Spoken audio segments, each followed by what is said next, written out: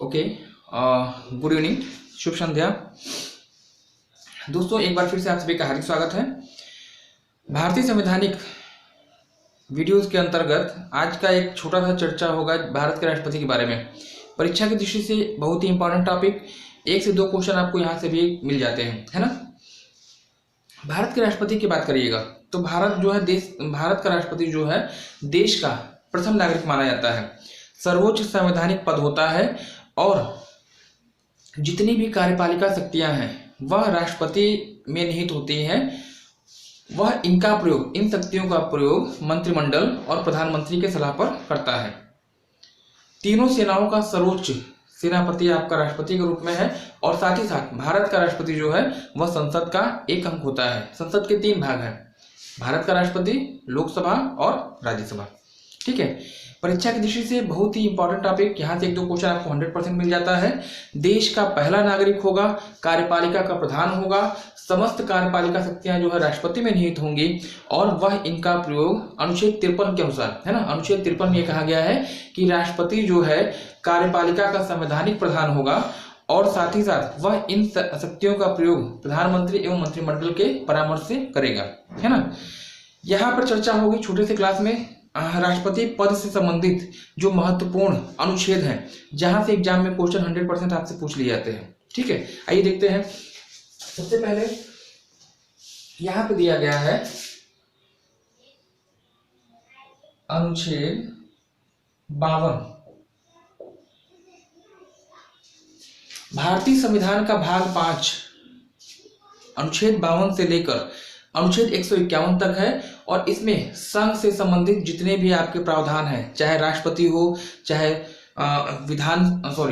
जो आपका लोकसभा है, राज्यसभा है, संसद है, सर्वोच्च न्यायालय है, संघ संबंधी जितने भी प्रावधान आपके हैं अनुच्छेद 52 से लेकर 151 तक है, यानी भाग 5 में है।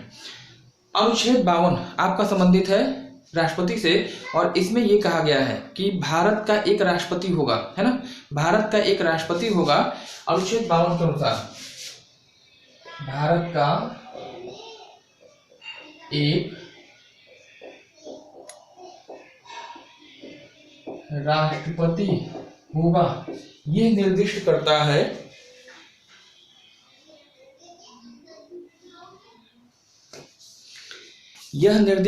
है अनुच्छेद 52।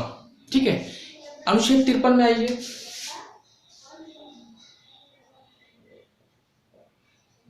अनुच्छेद 53 ये कहता है कि भारत की कार्यपालिका शक्तियों का जो प्रधान होगा वह राष्ट्रपति होगा। समस्त कार्यपालिका शक्तियां राष्ट्रपति में निहित होंगी और यह इनका प्रयोग प्रधानमंत्री और मंत्रिमंडल के सहयोग से करेगा। ठीक है, 2 अनुच्छेद आपके हो गए।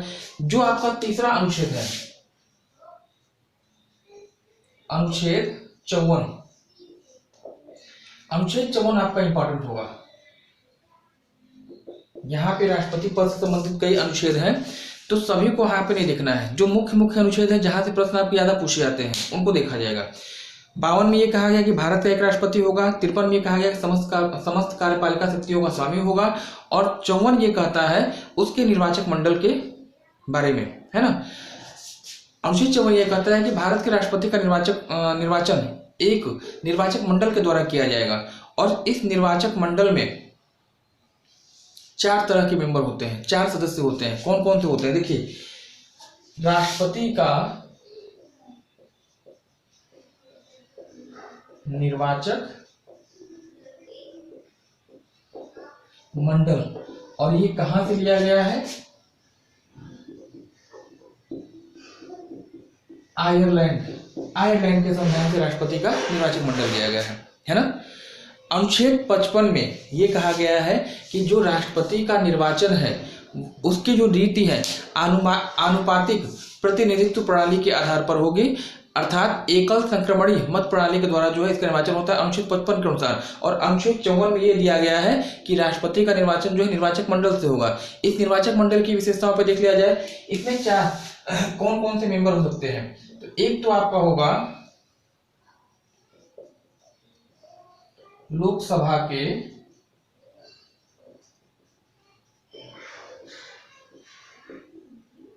निर्वाचित सदस्य,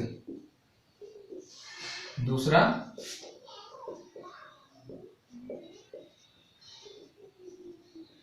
राज्यसभा के निर्वाचित सदस्य और तीसरी चीज राज्य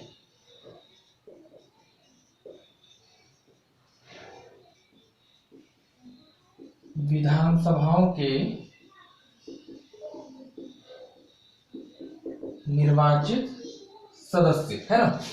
जो अनुच्छेद में ये प्रारूप दिया गया है कि राष्ट्रपति का निर्वाचन जो है एक निर्वाचक मंडल के द्वारा होगा, और निर्वाचक मंडल कहाँ से लिया गया है, तो आयरलैंड के संविधान से लिया गया है। इसमें ये कहा गया है कि इसमें 3 तरह के मेंबर होते हैं। एक तो आपका लोकसभा के निर्वाचित सदस्य होंगे, राज्यसभा के निर्वाचित सदस्य होंगे, और साथ ही साथ राज्य विधानसभाओं के निर्वाचित सदस्य होंगे। यहाँ पे आपको एक बात ध्यान देने वाली होगी, 17वां अमेंडमेंट, है ना, 17वां संशोधन आपका हुआ था, और इस संशोधन के माध्यम से 17वें संविधान संशोधन के माध्यम से जो है दिल्ली एवं पांडिचेरी या कह लीजिए पुदुचेरी, है ना, दिल्ली एवं पुदुचेरी के विधानसभा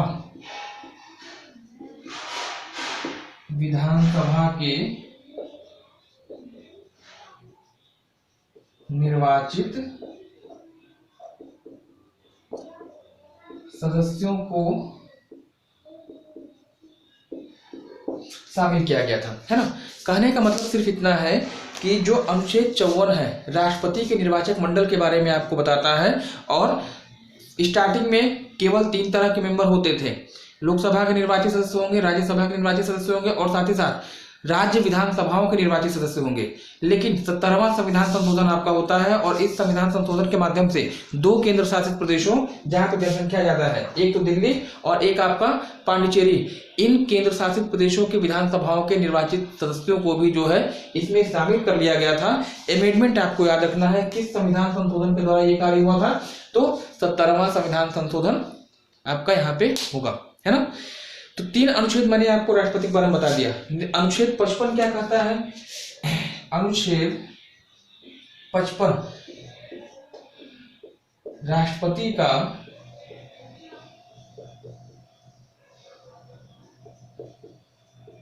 निर्वाचन पद्धति या कह लीजिए राष्ट्रपति की निर्वाचन पद्धति कैसी होगी वो उस पर ब्यौरा दिया गया है, व्याख्यान दिया गया है। और इस अनुच्छेद में यह कहा गया है कि जो राष्ट्रपति का निर्वाचन होगा एकल संक्रमणीय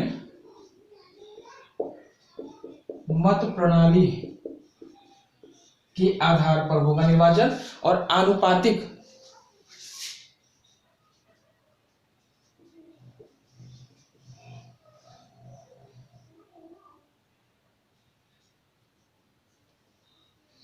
प्रतिनिधित्व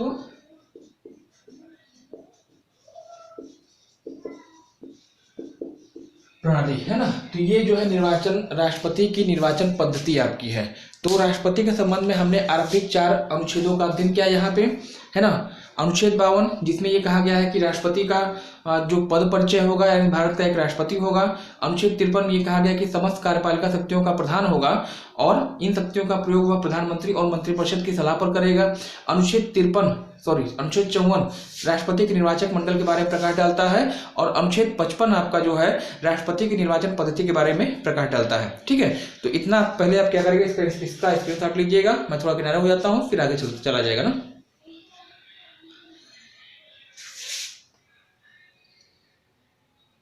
चलिए, ओके, अनुच्छेद 55 तक क्लियर, आपकी चीजें क्लियरेंस आपका हो गया है ना।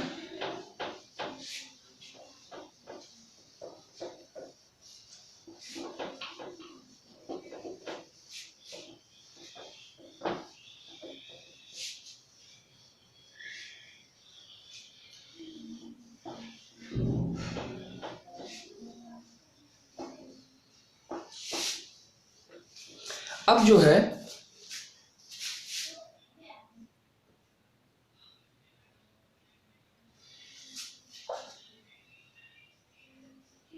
अनुच्छेद 57, भारत ऐसे विश्व के कई ऐसे देश हैं, जैसे राष्ट्रपति की अगर बात करेंगे यूएसए के संयुक्त राज्य अमेरिका के राष्ट्रपति की अगर बात करिए तो संयुक्त राज्य अमेरिका में जो राष्ट्रपति पद पर निर्वाचन होता है, जो चुनाव होता है, राष्ट्रपति पद के लिए वहां अवधि निर्धारित है। कोई भी व्यक्ति वहां पे जो है 2 बार से अधिक राष्ट्रपति नहीं बन सकता है। भारत में ऐसा कोई प्रावधान नहीं है।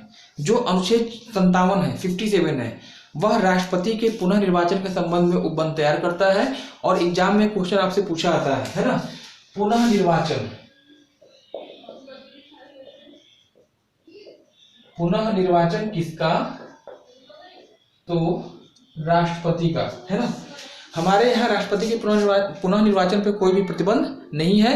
न्यूनतम आयु सीमा जो है निर्धारित की गई है। राष्ट्रपति की न्यूनतम आयु होनी चाहिए 35 से अबव, है ना। कोई भी उम्मीदवार है यदि राष्ट्रपति पद पर निर्वाचित होना चाहता है तो उसकी न्यूनतम आयु होनी चाहिए 35, लेकिन मैक्सिमम आयु का कोई भी उल्लेख नहीं है।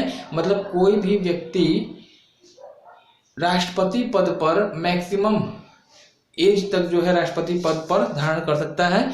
1 बार, 2 बार, 10 बार ऐसा कोई प्रावधान हमारे यहाँ नहीं है। और अनुच्छेद 57 जो है इस बारे में जो उपबंध तैयार करता है। तो एक प्रश्न आपसे पूछा जाता है, आंसर में 4 आपको अनुच्छेद आपको दिए जाएंगे। कहेगा क्या कि निम्नलिखित में से कौन सा अनुच्छेद राष्ट्रपति के लिए पुनः निर्वाचन की पात्रता निर्धारित करता है ना। तो अनुच्छेद 57 बताइएगा। अनुच्छेद 58 आपके लिए इंपॉर्टेंट होगा।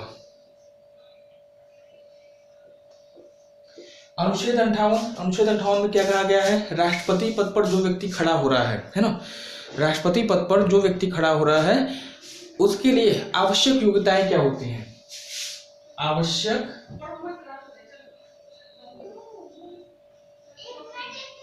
अर्हता कह लीजिए या आवश्यक योग्यता कह लीजिए। अनुच्छेद 58 राष्ट्रपति पद पर खड़े होने वाले व्यक्ति के लिए आवश्यक योग्यताओं का उपबंध करता है। और इसके आधार पर यह कहा गया है कि यदि कोई व्यक्ति, जो व्यक्ति राष्ट्रपति पद पर खड़ा होने वाला है, उसके लिए आवश्यक योग्यता यह होगी कि वह भारत का नागरिक होना चाहिए, है ना। पहला, भारत का नागरिक हो। दूसरी चीज, जो मिनिमम एज है, एज की अगर बात करिएगा तो एज आपका 35 से अधिक, मतलब न्यूनतम आयु जो है वह 35 वर्ष होनी चाहिए, भारतीय नागरिक होना चाहिए। और तीसरी चीज, लोकसभा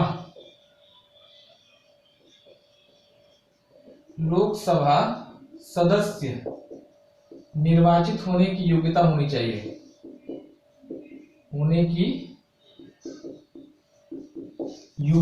चाहिए, और चौथी चीज यहां ध्यान रखिएगा कि पागल या दिवालिया न हो। और सबसे महत्वपूर्ण चीज ये कि वह राज्य सरकार अथवा केंद्र सरकार के अधीन किसी भी लाभ के पद पर नहीं होना चाहिए, है ना। लाभ के पद पर नहीं होना चाहिए। तो ये जो है 4 योग्यताएं निर्धारित की गई हैं राष्ट्रपति पद के लिए। जो व्यक्ति राष्ट्रपति पद पर अपना नामांकन करता है ना, पर्चा भरता है, तो उससे ये चीजें अपेक्षित होती हैं, है ना। तो राष्ट्रपति पद के लिए आवश्यक योग्यताओं का व्याख्यान किसमें है या उपबंध किसमें है? तो अनुच्छेद 58 बता दीजिएगा, इसको ध्यान रखिएगा। और सबसे लास्ट में एक चीज मैं आपको और बता दूं, अनुच्छेद 60 में क्या है? जो राष्ट्रपति के द्वारा शपथ पत्र लिया जाता है ना, पद एवं गोपनीयता की शपथ ली जाती है, पद एवं गोपनीयता की शपथ, है ना। पद एवं गोपनीयता की शपथ ली जाती है और इसका प्रारूप किसमें है? तो अनुच्छेद 60 में है। और एक यहाँ पे और ध्यान रखिएगा, जो भारत की CJI है यानी chief justice of India, Bharat के मुख्य न्यायाधीश, है ना, भारत के मुख्य न्यायाधीश जो है वह राष्ट्रपति को पद एवं गोपनीयता की शपथ दिलाते हैं। ये आपको ध्यान रखना होगा। यदि मान लीजिए कि उस समय भारत के मुख्य न्यायाधीश अवेलेबल नहीं है, तो उस स्थिति में जो मुख्य सुप्रीम कोर्ट के जो सीनियर मोस्ट यानी जो वरिष्ठतम जज होंगे, वह राष्ट्रपति को पद एवं गोपनीयता की शपथ दिलाएंगे, है ना। तो ये एक छोटा सा क्लास रहा। अभी हालांकि बहुत चीज़ें इसमें है राष्ट्रपति के अंतर्गत। राष्ट्रपति के अंतर्गत महत्वपूर्ण चीज़ अभी तो ये छोटा सा एक वीडियो था जिसके अंतर्गत मैंने आपको बताया है। एक बार इन चीज़ों को निकाल कर लिया जाए और बाकी जो अनुच्छेद आपके बच रहे हैं आगे क्लासेस में आपको कंटिन्यू कराऊंगा, है ना। एक बार निकाल करते हैं। सबसे पहले अनुच्छेद 52 की बात करिएगा तो अनुच्छेद 52 क्या कहता है? अनुच्छेद 52 कहता है कि भारत का एक राष्ट्रपति होगा। अनुच्छेद 53 में यह कहा गया है कि भारत की समस्त कार्यपालिका शक्तियां, संसद की समस्त कार्यपालिका शक्तियां का स्वामी जो है राष्ट्रपति होगा और वह इन शक्तियों का प्रयोग प्रधानमंत्री और उनके मंत्रिपरिषद के सहयोग से करेगा।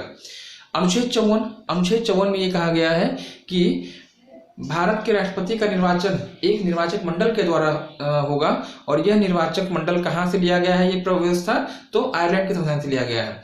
निर्वाचक मंडल में 3 तरह के मेंबर आपके होते हैं। सबसे पहले आपका लोकसभा के निर्वाचित सदस्य, निर्वाचित होंगे, ध्यान रखिएगा, मनोनीत नहीं है। लोकसभा के निर्वाचित सदस्य, दूसरा आपका राज्यसभा के निर्वाचित सदस्य, तीसरा राज्य विधानसभाओं के निर्वाचित सदस्य और 70वां संविधान संशोधन आप ध्यान रखिएगा के माध्यम से जो है दिल्ली और पांडिचेरी के जो राज्य विधानसभा है इनके निर्वाचित सदस्यों को भी क्या कर दिया गया है? शामिल कर लिया गया है। 17वां अमेंडमेंट, 17 अमेंडमेंट याद रखिएगा निर्वाचक मंडल में, है ना। तो इस समय 4 तरह के मेंबर आपके हो जाते हैं, इनको ध्यान रखेंगे। अब जो है अनुच्छेद 55 क्या कहता है? अनुच्छेद 55 ये कहता है कि राष्ट्रपति का निर्वाचन कैसे होगा, उसकी रीति क्या है? तो ध्यान रखिए, एकल संक्रमणी मत व्यवस्था के द्वारा जो है आनुपातिक प्रतिनिधित्व प्रणाली के आधार पर जो है इसका संक्रमण किया जाता है, इसका जो है निर्वाचन किया जाता है। 55 के बाद सीधे 57 पे आइएगा। अनुच्छेद 57 क्या करता है? अनुच्छेद 57 जो है आपका राष्ट्रपति की पुनः निर्वाचन की योग्यताओं को निर्धारित करता है और पुनः निर्वाचन का प्रावधान देता है अनुच्छेद 57। अनुच्छेद 58 की बात करिएगा। अनुच्छेद 58 में ये कहा गया है कि राष्ट्रपति पद पर निर्वाचित होने वाले व्यक्ति के लिए क्या योग्यता होनी चाहिए? तो सबसे पहली चीज कि भारतीय नागरिक हो, न्यूनतम आयु 35 ईयर्स आपकी होनी चाहिए, लोकसभा का सदस्य निर्वाचित होने की योग्यता उसके अंदर होनी चाहिए और साथ ही साथ पागल या दिवालिया नहीं होना चाहिए, लाभ का पद नहीं होना चाहिए, चाहे राज्य सरकार हो चाहे केंद्र सरकार हो, इन पद पे वह आसीन नहीं होना चाहिए। कौन कौन से लाभ के पद नहीं माने जाते हैं? तो किसी भी केंद्र सरकार के अंतर्गत जो आपका मंत्री का परिषद मतलब राष्ट्रपति का पद हो गया, उपराष्ट्रपति का पद हो गया, साथ ही साथ जो केंद्रीय मंत्री परिषद है या राज्य स्तरीय मंत्री परिषद है तो इनके जो मंत्री होते हैं ये लाभ के पद के अधीन नहीं माने जाते हैं और साथ ही साथ राज्यपाल भी लाभ का पद नहीं माना जाता है ना। तो इनके अलावा पद पे नहीं होना चाहिए, है ना। अनुच्छेद 60 क्या कहता है? तो अनुच्छेद 60 आपका जो है प्रतिज्ञा प्रारूप को दर्शाता है। राष्ट्रपति पद के द्वारा पद एवं गोपनीयता की शपथ ली जाती है। कौन दिलाता है? तो भारत के मुख्य न्यायाधीश या उनकी उपस्थिति में वरिष्ठतम न्यायाधीश जो होते हैं सुप्रीम कोर्ट के, वो दिलाते हैं। और अनुच्छेद 60 में जो है इसका विवरण है। तो अनुच्छेद 60 तक, अनुच्छेद 52 से लेके अनुच्छेद 60 तक जो है मैंने इस वीडियो में चर्चा किया है। इसके बाद जो सेकंड पार्ट होगा भारत के राष्ट्रपति से संबंधित, है ना, अनुच्छेद 61 से स्टार्ट करेंगे और बाकी जितने भी आपके महत्वपूर्ण अनुच्छेद हैं उन पे चर्चा की जाएगी। ठीक है, तो आज के लिए फिलहाल इतना ही। मिलते हैं अगले क्लास में। धन्यवाद। Have a nice day.